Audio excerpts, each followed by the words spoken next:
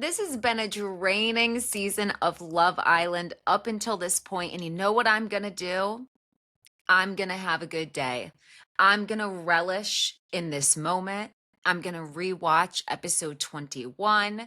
I'm going to feel all of the feelings that I have, and I'm not even going to check what the online opinion is. Like for 24 hours, I'm going to do myself a service, just talk with my friends, and I'm gonna be happy about this because we deserve it. In fact, I'm wearing my love because this is what I came here for. This is the love that I came here for.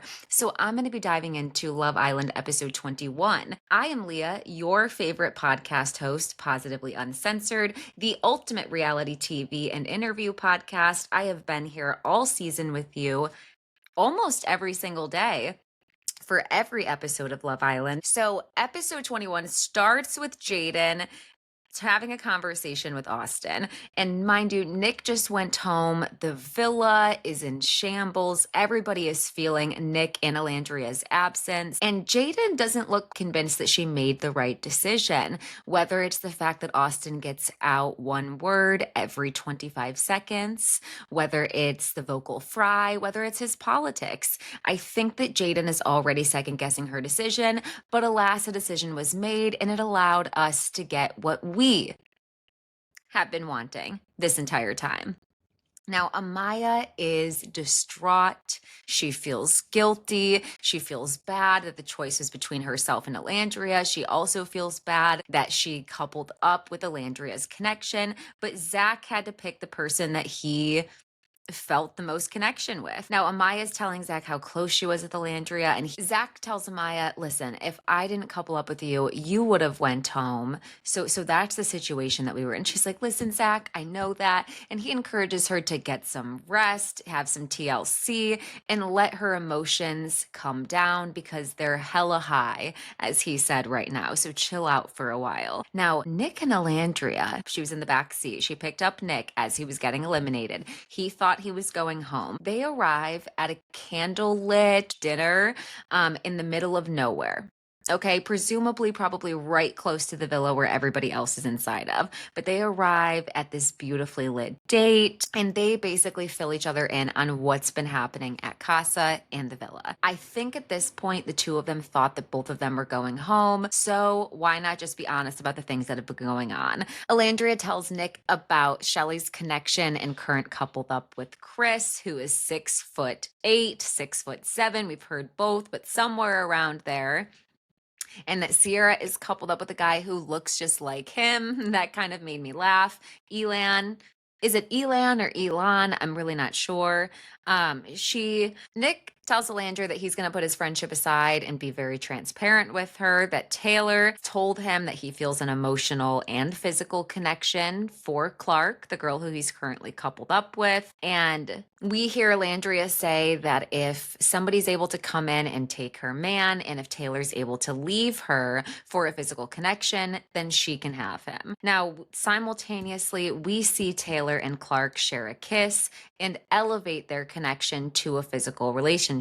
I do want to point out very quickly that yes, Taylor and Clark, they do seemingly have chemistry, but simultaneously, because we are seeing a very edited show, I want to leave some space for the fact that it doesn't necessarily mean that Taylor didn't want to kiss Alandria. She has stated that she moves slow. She's stated that she didn't want the connection to be all about physicality. Yes, we heard her give him the pass to put his hand on her leg and like move forward, but it could just be that it wants to be respectful to Alandria, doesn't want to make her feel pressured in her boundaries, and that could be more of the reason as to why we don't see him kissing Alandria all the time versus just the fact that he immediately has a stronger connection with Clark. Now, do I dispute the fact that him and Clark have a connection? Absolutely not. Have I wondered simultaneously these last 20 episodes, though, if production was showing us a limited a limited portion of Elandria and Taylor's relationship so that if they couple back up, it comes as a bigger surprise and they have a story that's like unfolding as slowly as their relationship is.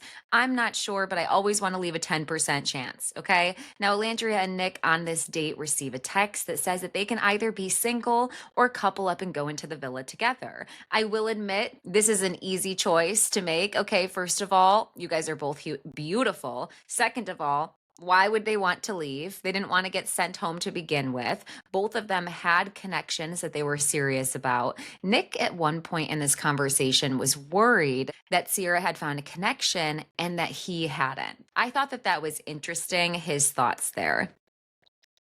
Now, Nick tells Elandria that he has kind of always had a thing for her, that she has felt like this fun, secret admirer, that they've shared glances together. She sees him sometimes send him a cheeky smile, and she's like, wow, you really pick up on things.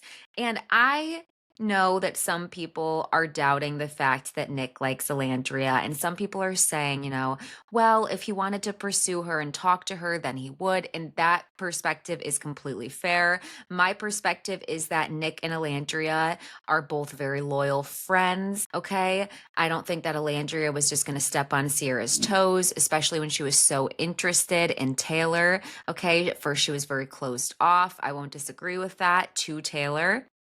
And then it's not that the guys weren't interested in Elandria, it's that she was most interested in Taylor. That's where she was putting her energy and her intentions at. As she said, she built that connection brick by brick. That's where she put her energy. And then we have Nick, who's best friends with both Taylor and Ace. I mean, Taylor and Ace were upset as if Nick had died. Ace said, we're talking about him like he died. So I don't think that he would have stepped on Taylor's toes either, unless he saw that Taylor had another connection, which he does right now with Clark. So personally, I think there's been Easter eggs the entire time. I think it's been obvious that Nick is attracted to her. Remember him saying that he thinks that her personality is like very intriguing to him. I believe those things. Do I think that they would be the most compatible in the outside world, because she was originally coming in wanting a country man who was a gentleman and slow paced. And then there's Nick, who lives in Miami and models and seems like pretty eclectic and spontaneous. No, but I'm going to enjoy what I'm going to enjoy. Through these episodes, I am. If that means that I'm committed to delusion, then for a few episodes, me be. I've been waiting for this. Now, as the villa is picking up their pieces and Casa's picking up the pieces of both Elandria and Nick's absence, we see that Coco is supporting Ace. She's kind of giving him a shoulder to lean on. Sierra is leaning on Elon, and Huda and Amaya are leaning on Shelly. The three of them are comforting each other. Now, in the middle of the night, this was my favorite. At this point in the episode, Elandria and Nick had just gone to dinner. They decided they were going to couple up, and we didn't know what was going to happen. I personally thought that they were going to be brought in the villa after Casa at the end of everyone's experience, or I thought that they would be there in the morning sitting down at the counters at breakfast. I did not think that they were going to sneak them into the villa in the middle of the night and be in the beds when they woke up. They definitely couldn't have done this at Casa for a number of reasons. Okay, Huda's a light sleeper.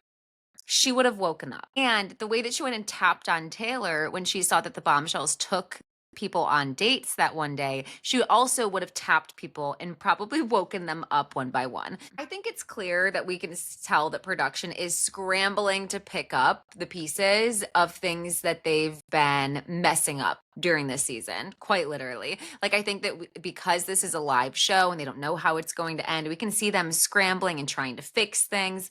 Now, side note, as Elandria is climbing into bed, it looks like she was able to see Clark and Taylor cuddling in bed. This, I'll say, from the footage that we've seen, that's a sign. That's a sign. The kissing, I said, might be a boundary, but even just the little touches, the little bit of intimacy, Taylor and Elandria have had their backs turned to each other almost every single episode. So I do think that that's pretty telling. Now, in the morning, the villa's waking up. Casa's waking up, and whatever is happening at Casa, we want to get to what's happening at the villa. Now, everybody wakes up, and Nick and Elandria stand up and they're like, "Good morning, Islanders." And the Islanders proceed to be like, "Where is that voice coming from?" And then a freak out. And by Islanders, I mostly mean Ace, Taylor, okay, because they were best friends with Nick. Now, everybody has talked about this. I know I won't be the only reviewer who talks about it, but Taylor running right past Elandria and hugging Nick, that would have made me feel upset. Like, what do you mean? What do you mean? Now, I will admit, yes, this does sort of impede Taylor's experience at Casa because it's supposed to be people exploring without the presence of their other connections so that they can truly have all of that temptation. I don't really care. I really care. I'm glad that Elandria gets to see in front of her what's happening. Elandria was not privy to a lot of the things that Taylor was saying, because if he was having any sort of issues with how slowly he was moving with Elandria, he certainly didn't disclose that to her, in my opinion. And Elandria just deserves more effort. Like, the only date that they had was also planned by Elandria. Now, Clark does have a moment where she's like, "Oh my God, Elandria is here as well." She's also wondering where her tea is at, because I'm sure that she feels like Taylor's about to switch up on her, but he tells her, "I'm not going to, just because Elandria is here, but simultaneously, I'm not going to ignore her either." In the morning, as everybody is digesting the fact that Taylor and Elandria are back in the villa, we see the girls talking before Elandria comes into the dressing room to get ready. Vanna tells Clark that, "I think you should be forward about sharing a kiss yesterday," while some of the other girls are like, "I don't know if you should. I don't know if that will feel like you're rubbing it in their face." I do think it's probably better that Taylor was the one to tell Elandria so that he's not hiding anything, since they are the ones with the relationship. Now, if Taylor denied it, I think Clark absolutely would have told Elandria what was happening between them. Downstairs, Nick is having a conversation with the guys where he's like, "Listen, I told Elandria everything." And I'm sure the tail end of that conversation was, "We thought we were going home. My bad, but everybody better be honest about their connections because I spilled the beans." And the Casa girls are upstairs and they want the scoop, the inside scoop as to what's happening at the Casa house. Are people finding connections? Is it as crazy over there? What's happening? And I think that they were asking this, number one, because I would be nosy as well. But number two, I think it's sort of getting permission for them to lean into the connections that they have here, or to just feel less bad about it, or to feel like they have a better chance at something developing because connections are happening over there. Now, Elandria gives them some advice and says, "You know what? Explore every single connection, because being closed off is a really easy way to get sent home." Now, Nick, after he tells them, "Look, I told Elandria everything. Let me give you the scoop as to what happened over there. Shelly is coupled up with a guy named Chris, who's 6'7". This doesn't appear to bother Ace. It doesn't seem like he's self-conscious about his height." The other day, I want to correct something. The closed captions on my TV said that Clark was did pyramid tours, and I was very confused by that. She is a peer mentor. So now I understand what her career is. I wasn't sure what pyramids she may be touring, but I also didn't feel like that was necessarily correct. Now, Elandria and Nick have a conversation as they sort of watch him and Clark talk, and he wants to know, "What is your expectations from Taylor?" And she says, "Today, I really just want him to be honest and open with his communication." Now, Nick takes this information back to Taylor, and he's like, "Look, all she wants for you to be is open, honest, and transparent. So go do that." So Taylor tells Clark first, before he has a conversation with Elandria, "Listen, I'm not going to switch up just because she's in here. I am interested in you." And Nick and Elandria's conversation shifts from talking about her expectations from Taylor to talking about how he's always been attracted to her. This is the second time telling her that. That's why he picked her for challenges. After Nick and Elandria talk, he goes back and ultimately tells Taylor something. At this point, I'm like, don't tell Taylor how to win back the girl that you're interested in. Just let him figure it out at this point. But whatever, he goes back with intel. And so Taylor and Elandria have a conversation while Ace pops popcorn and watches with Nick from across the way. Now, Elandria tells Taylor that essentially the ball is in his court. You know, he said that he's between two connections. I don't love how Taylor talks about that. Like, he's like, "I'm ping pingponging back and forth. I feel like that was like when Nick was like, I'm 80-20 between Bella and between Sierra. It just feels maybe disrespectful, or like you just aren't really realizing how much her emotions are in tie, because Elandria is, wiping tears away during this conversation while he's talking about how he's ping-ponging back and forth between two connections that he feels are both really strong. In the evening, we see the Villa versus Casa Amor showdown, formerly Raunchy Races, which is basically a game to have everybody make out. They'll say things like have the tallest girl in the villa and the tallest guy in the villa kiss, have the two youngest kiss, have the person with the shortest names kiss, to see who in the villa is having chemistry. And the idea is it's supposed to be really sexual. The best performance, the sexiest attraction, the most chemistry maybe wins.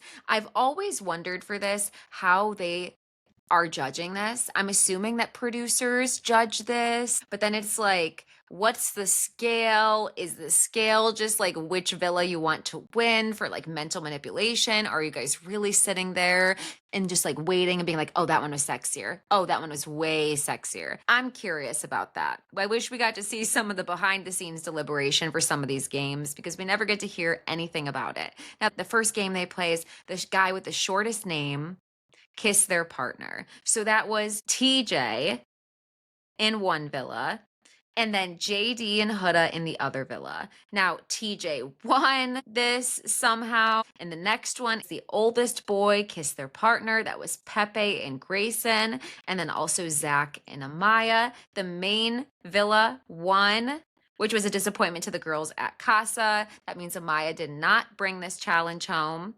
The next one was tallest boy, kiss your partner. That was Austin, who decided to go with a Spider-Man kiss. It wasn't passionate. That's the word I was searching for earlier. It wasn't passionate. I'm sorry. I'm always going to stay on top of Austin. Now, Chris and Shelly, is this when he had her up in the air like yoga, or was that later? They won this one. And this is when Elandria says to Ace, Shelly's a good kisser, just rub it in his face a little bit.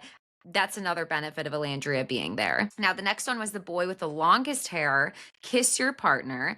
And it was Sierra and Elan, and then Taylor and Clark who kissed. Now, Elandria had to watch until she covered her eyes, and we see her say, I was wanting to go over there and rip them apart from each other. She said, I built this brick by brick. Casa Amor ended up taking the win for this round.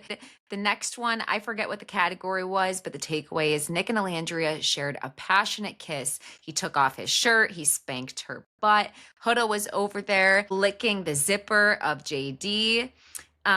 Who won this one? Apparently I didn't write it down, but mentally I'm going to go with Nick and Elandria. I'm almost positive they won. The next category was people who live closest to their partner. That was Brian and Andrina, and then Coco and Ace. Brian and Andrina took this one home, which was sad because Ace and Coco had just done this and been like, and then they didn't even take that home, that win.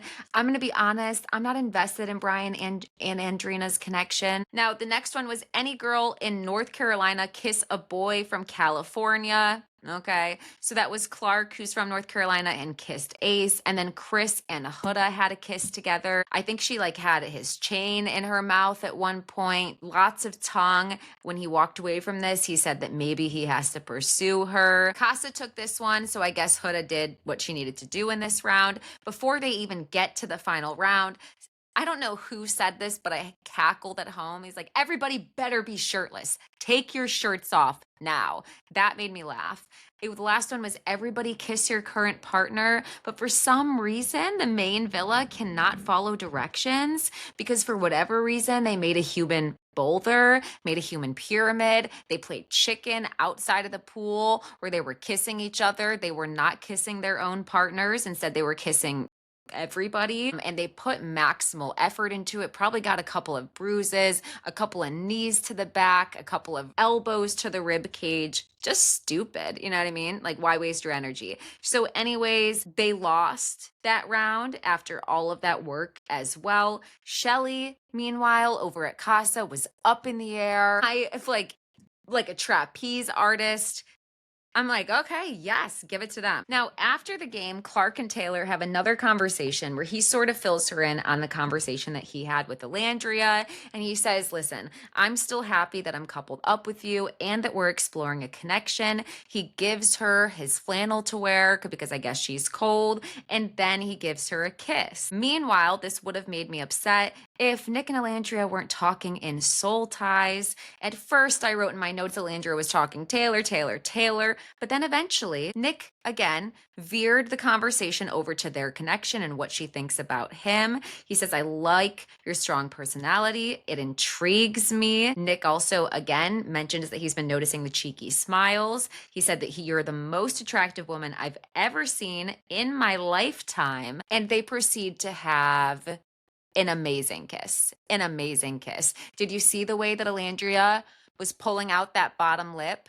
That was chemistry. That would have won any round in the raunchy races. That is what I've been waiting for. Now, meanwhile, while that's happening, though, back at Casa, Sierra was having a conversation with Elan where he was basically like, hey, I know that we did super good in the challenge, but I'm curious if that chemistry is there in the real world and in real life. And she's like, well, I don't really want to kiss outside of challenges, and I hope Nick isn't either. And I don't really want to cuddle in bed either. Those are going to be my boundaries. I want to explore our connection without adding and involving those things. So meanwhile, Sierra is sort of like curtailing or reeling in her connection a little bit with Elon because she has in fact been thinking about Nick. I don't want to see Sierra's feelings hurt, but I'm sorry, Sierra. I'd been rooting for Nick and Elandria, and more than that, I've just been rooting for Elandria to be adored, to be complimented,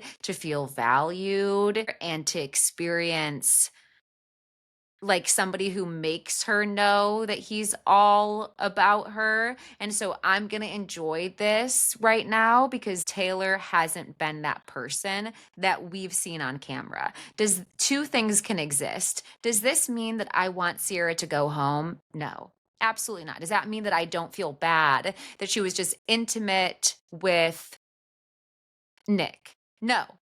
Okay. But Nick and Sierra were open. That didn't change. Okay. Things didn't change. And Elandria deserves to be selfish for a while because she's been thinking of everybody else the entire time. And because the girls got so close so early on, if they truly just prioritize each other this entire time, listen, she's not going after Shelly's guy.